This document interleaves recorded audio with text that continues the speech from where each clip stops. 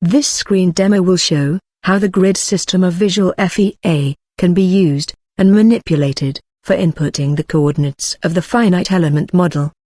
Let's start the program by choosing New from File menu and set the model type to Plane Strain in Project Setup dialog. The main window is initialized with a plane grid for a two-dimensional modeling. The grid has a number of cross points between the horizontal and vertical lines. Clicking a cross point designates its coordinates as geometric input data. When the screen cursor is placed on a grid point, its coordinates are displayed on the spot. The display includes only x and y coordinates for the two-dimensional case. The z coordinate is added for a three-dimensional case. The interval between adjacent 2 points is scaled as 1 unit in both x and y directions. The scale and other options of the grid system can be adjusted using the grid setting in View menu. The details of the grid setting are explained in another screen demo, titled Grid Setting.mp4. A straight line has 2 endpoints, each of which can be entered by clicking grid points. 2 straight lines are created. The third one is a circular arc defined by its center and 2 endpoints. We created 3 curves so far, simply by clicking grid points. It was possible, because all control points defining the curves are positioned at grid points. Then, how can we create a point that does not match any of the grid points? It is the case of next curve we are going to make. A quadratic parabola is defined by 3 points. The second point of the curve does not match with a grid point. One method of creating such a point is to use the keyboard. Bring the cursor to the edit text boxes for coordinate input. Type in the x and y coordinates, and press Enter key. Then, the second point is entered. Create the third point by clicking a grid point. Click the point again, to complete the parabola. The keyboard input can be supplemented by the display of coordinates at the cursor position. Let's use this method for another parabola. Create the first point by clicking a grid point, and place the cursor on the grid point near the second point. The coordinates of the grid point is displayed. Click any of the arrow keys. Then, the displayed coordinates are entered into the edit text boxes. Add the fraction part of the coordinates, and press Enter key to create the second point. Click the third point, and click the point again, to complete the parabola. Another method of inputting fractional coordinates is to use subgrids. Let's take an example of the circular arc, with its center, at a subgrid point. Press F2 to F12 keys to obtain subgrid. For examples, press F2 key for 2x2 subgrid, and F3 key for 3x3 subgrid, and so on. The subgrid scales are displayed on the top and left end of the window. The subgrid coordinates are displayed, following the cursor. The clicked section is filled with subgrid, while the mouse button is pressed. Press F1 key to recover the original state without subgrid. Press F5 key for 5x5 subgrid, to get the fractional coordinates of the arc center. Zoom in the grid, to magnify the subgrid. Set the arc center by clicking a subgrid point. And the edit text boxes are inserted with the coordinates of the subgrid point under the cursor. The arc center is created at the subgrid point, when the mouse button is released. The circular arc is completed by clicking 2 endpoints. A full circle will be created using the subgrid. Click the center point. Set the radius of 1.2 by clicking a subgrid point. Next one is a full ellipse. Click the center point. Press F3 key for 3x3 grid. Set the long and short radii using the subgrid. Now, a mesh region is completed. Press F1 key to remove subgrid. Let's turn off the grid, and check the newly created region. Bring the cursor onto the region. The region is highlighted in green color, which confirms that a closed region is successfully constructed. This region is to be filled with a single mesh, later. Let's turn on the grid again. Zoom out the view of the window. The image of the grid and region boundaries shrinks. The grid occupies only a part of the window. While the cursor is hovering over the grid part, the x and y coordinate values are displayed following the cursor. Once the cursor moves out of grid part, the display of coordinates is nullified. Mouse click makes no response either. Such an interaction is intended to clarify the response of different grid planes, which will be explained later. The grid plane can be extended or shrinked using Grid Extension tool. However, we can enter a point outside the grid plane without extending it. Once the first point of a curve is entered within the grid plane, the second point can be clicked outside the plane using the temporarily extended grid plane. Another method of extending the grid is to click the grid plane and drag the point while pressing the mouse button. Then, the grid plane is extended following the cursor movement.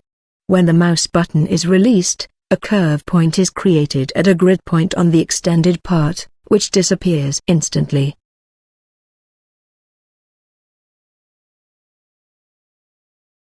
Existing curve points can be used for entering a new point, regardless of the grid plane. Let's take an example of constructing a closed spline curve. Click a point with the grid plane and create the first point. The second and consecutive points are entered outside the grid plane, using the temporarily extended grid plane.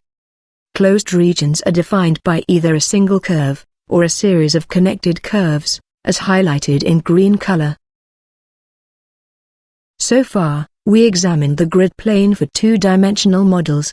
However, the grid system of Visual FEA is devised for inputting three-dimensional coordinates. Let's rotate the view direction using the virtual trackball. As shown in the window, the grid system consists of three planes, that is, XY, YZ, and ZX planes. Only the use of XY plane has been demonstrated so far. The curves may be created using YZ and ZX planes as well. Let's create the full circles on the YZ plane by clicking its grid points. And in the same way, two circles on the ZX plane.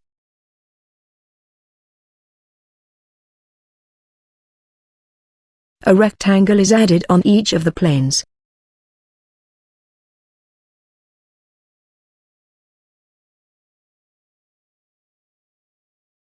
This shows that three-dimensional curves can be created conveniently using three grid planes. Let's click the region selection button again and confirm the regions of the boundary curves represented in three-dimensional space. Each of the grid planes can be extended or shrinked independently by mouse dragging. The grid planes can be moved in the direction normal to each of the planes.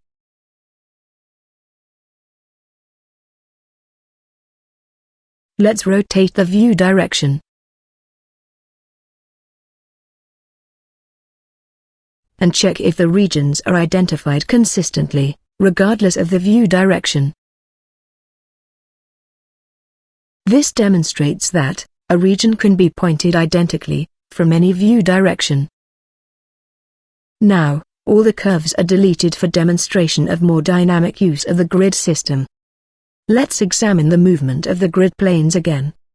While a plane is being dragged, the edit text boxes are updated, reflecting the changing origin of the grid system.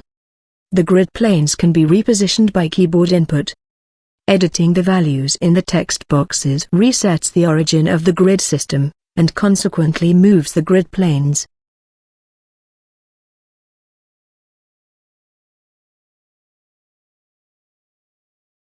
The grid planes are expanded or shrinked by mouse dragging.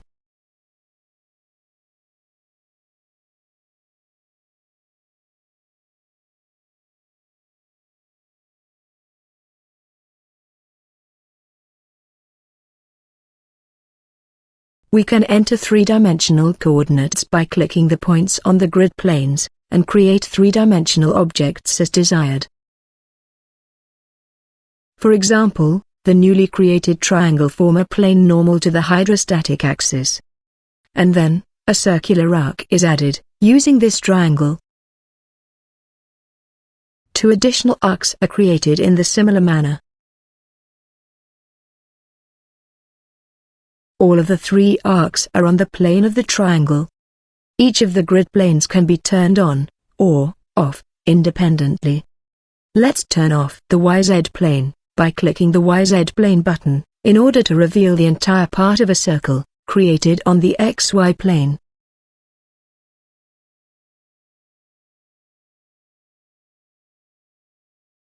Turn on the YZ plane again. However, this plane is automatically turned off temporarily, while drawing a line across this plane. Likewise, the cursor movement over the XY plane hides temporarily the grid plane, blocking the movement.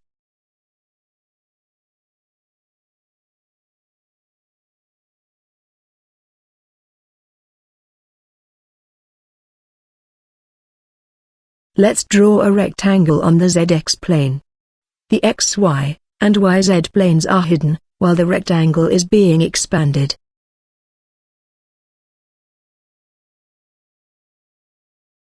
Drawing a rectangle on the YZ plane also accompanies the same visual effect.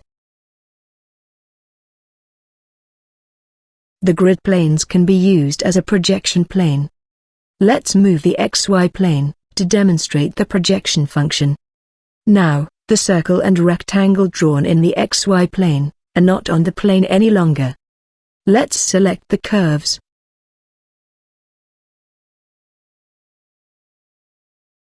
And choose Project Item from Edit menu. By default, the projection target is set as XY plane in Project dialog. Click Project button. Then, the selected curves are projected on the XY plane, and thus, stick to the plane again. Lastly, let's check the mesh regions constructed by the curves. Turn off all the grid planes to make the view look simpler. Select all the curves, or all the mesh regions. Divide the curves into 500 segments as a whole, which designates the density of the mesh. Choose Auto Mesh Plane item from Mesh menu. Click the regions, one by one. Then, the regions are filled with meshes of triangular elements.